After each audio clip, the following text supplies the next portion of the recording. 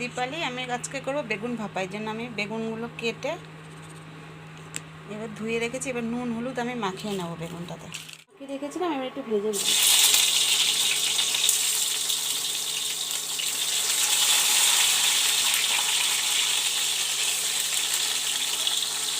বেগুনটা আমি হালকা হালকা ভাজছি,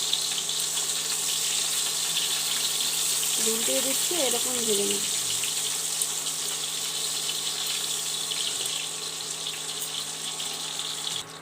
বেগুনটা আমি তুলে নিচ্ছি।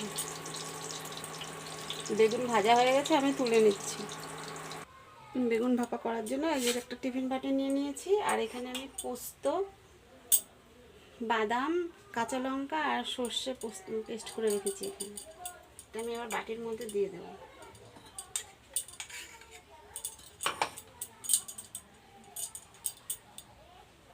এবার দেবো আমি একটু কাঁচা তেল,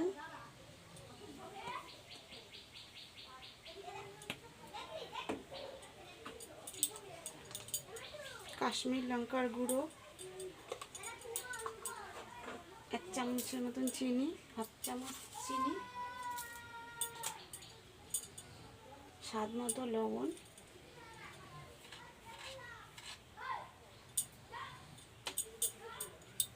দিয়ে এটা আমি ভালো করে মাখিয়ে নেব।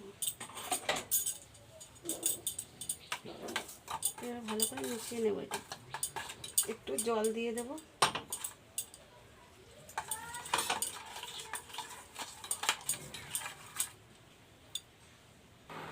এবার আমি বেগুনগুলো দিয়ে দিচ্ছি।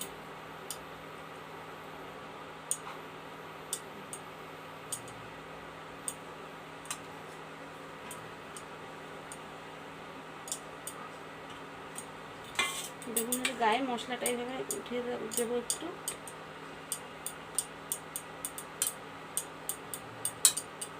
আর দেবো 2 পাকা লঙ্কা। এবার আমি এটা ভাপিয়ে নেব। এবার এটা টিফিন বাটিতে করে ভাপাতে বসাবো। উপর দিয়ে আমি আরেকটু কাঁচা তেল ছড়িয়ে দেবো।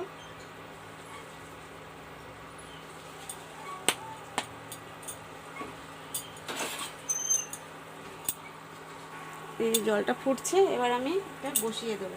দিয়ে 10 মিনিট ঢাকা দিয়ে রাখবো। জলটা দেবেন যেন কম হয় জলটা। 10 মিনিট ঢাকা দিয়ে, এবার আমি 10 মিনিট ঢাকা দিয়ে রাখছি।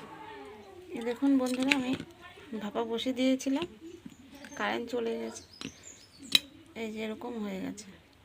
এবার আমি 10 মিনিট ঢাকা দিয়ে রাখবো। এটা মশলাটা একটু পুরো করে দিই, কেন মশলা হয়ে গেছে, টেনে গেছে।